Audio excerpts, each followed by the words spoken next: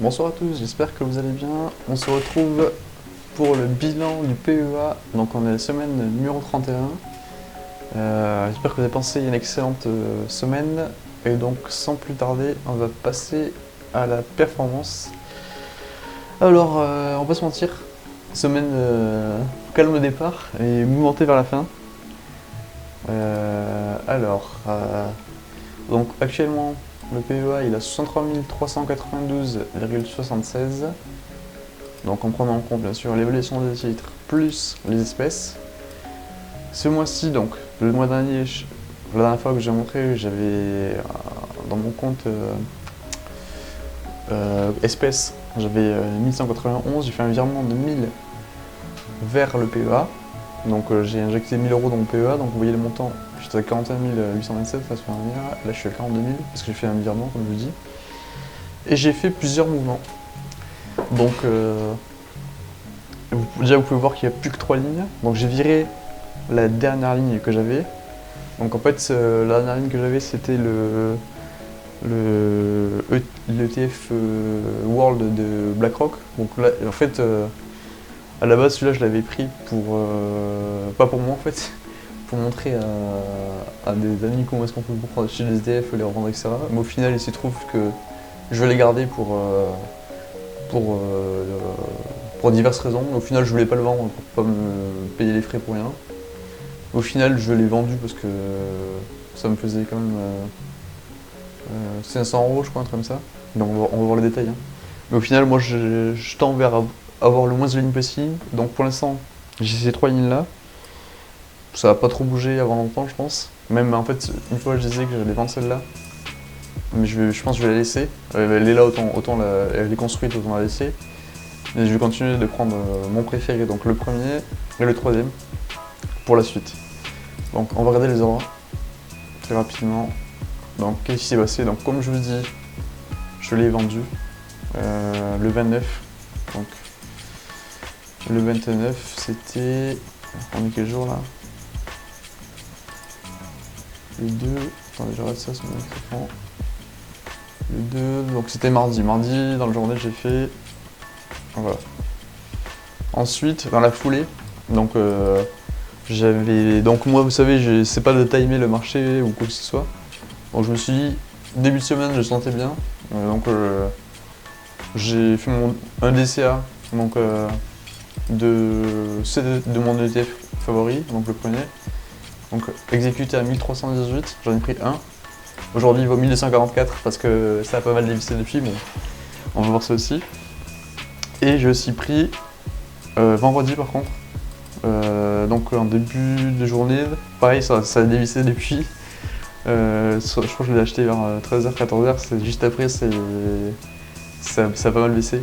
Donc, moi, vous voyez, je suis très très mauvais pour tailler le marché, mais je sais très bien que sur le long terme, c'est payant. Donc aucun regret, aucun souci à se faire. J'en ai pris 20, donc ça fait 20 x 22, 400 et quelques euros, je crois, un truc comme ça. Donc voilà, j'ai fait pas mal de mouvements, donc 1318 plus 400, 500 euros, ça fait 1800 euros d'injectés dans l'évaluation des titres. Voilà. On va regarder la performance maintenant, comme chaque fois. Donc comme vous pouvez le voir, donc je regarde sur un an rapide, après on regarde sur la semaine qui s'est passée. Sur un an, vous voyez, je repasse en positif à 2%, selon mon bourseau, mais je pense que je sais pas exactement si elle est très exacte celle-là.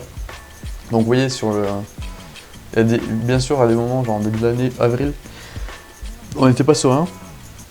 Mais si vous regardez ma perf plus long terme, sur 5 ans, vous voyez, on est sur quelque chose, sur 5 ans, on est à 81-82% de plus-value.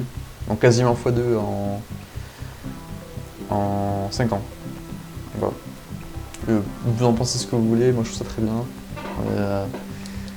Voilà. Alors, du coup, on va regarder la perf en plus court terme. Donc sur un mois, vous voyez, le mois de juillet, il a été exceptionnel jusqu'à vendredi soir. Donc on était à 6,78 sur le mois de juillet. Et sur 5 jours, oui, sur 5 jours, on a fait quasi 2% depuis lundi, en sachant qu'on avait déjà fait 4% depuis le début du mois. On va regarder en euros maintenant. Donc, j'ai fait l'injection. Attendez, je vais prendre. Je vais faire une barre personnalisée parce que j'aime pas trop comme c'est comme ça. On est le 2. On est combien là? Le 2 août. On va faire démarrer ça le vendredi dernier, donc le 25. On va le faire aller jusqu'aujourd'hui. Mais, chef. Vous voyez, Bourseau c'est cassé des fois, hein. Je comprends pas ce qui se passe. Hein. On va faire le 24 là. Vous voyez, et des fois il y a des bugs comme ça, c'est un peu pète couille honnêtement. Donc c'est pour ça que moi des fois je me fie pas du tout à la perf qui est affichée. Enfin elle est plus ou moins véridique, mais il y a des petits soucis comme ça qu'en fait vous pouvez pas vous justifier à 100%. Donc faites vos calculs de votre côté et vous verrez bien la vraie vérité. Donc le 24 63 000, le 28 donc c'était lundi. Donc là toujours pas d'injection, j'ai quasi gagné plus 1000 balles dans le week-end, à l'ouverture. Là j'ai fait l'injection le 29. Donc là j'ai injecté mes 1000 euros dont je vous ai parlé. J'ai fait mes ordres à ce moment-là. Et depuis ça avait monté, 64 000, 65 000, 65 789. Même à un moment de la journée, entre mercredi et jeudi, j'étais passé à 66 700, je sais pas quoi. J'ai reçu une notif, je vais interface, je fais putain, qu'est-ce qui se passe? Et là, vous voyez, donc 65 789, et là actuellement le solde est affiché de 63 392. Donc il y a eu un gros swing depuis. Voilà. Il faut y être très vrai psychologiquement, quand les montants commencent à être gros, ça va, ça vient quoi. Voilà, donc ça c'était la perf. Donc je vous montre rapidement les positions, comme ça vous pourrez le voir. Si jamais vous voulez voir, regardez de l'autre côté. Voilà, donc maintenant on va passer. Hop, qu'est-ce qui se passe sur les marchés? Donc je vais regarder mon ETF LQQ, LQQPA, mon dada, mon favori. Alors, graphique avancé. Donc je sais pas si vous vous rappelez, j'avais fait il y a quelques mois, donc en début d'année, je disais que pour moi les moments intéressants, enfin, je sais pas timer le marché, c'est pas tout ce que je dis. Hein. Moi je fais le laisser, vous avez bien vu, le 29 j'ai pris un truc, j'ai pas trop regardé, j'ai pris. Voilà. Mais ce que je disais c'est que si j'avais eu plus de liquidité et j'avais eu la possibilité de le faire, donc quand vous apercevez que les prix sont en dessous des moyennes mobiles, voilà j'ai mis moyenne mobile exponentielle de 10 semaines et 50 semaines, donc quand c'est en dessous de 10 semaines, donc c'est à ce moment-là j'aurais pu même dû le faire, et même quand ça passe en dessous de la moyenne mobile 50 semaines, donc vous voyez c'est très rare, hein. Depuis 2014 ça arrive quasi jamais. Bah après, donc c'est lissé plus sur la fin parce que c'est exponentiel.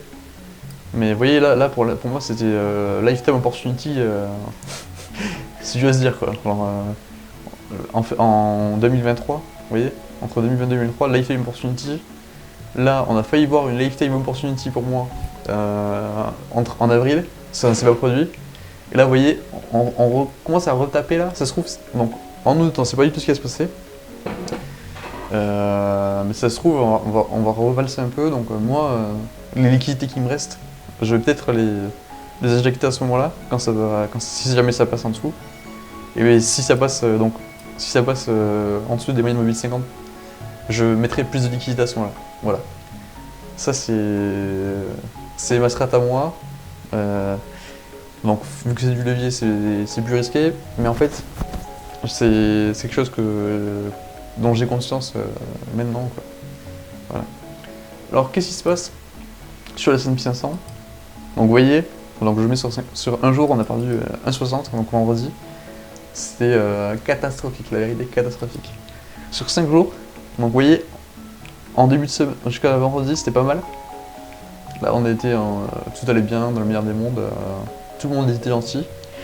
Et là, on est passé de 6000, donc au plus haut 6427, à 6200, donc on a perdu 200 points sur le S&P.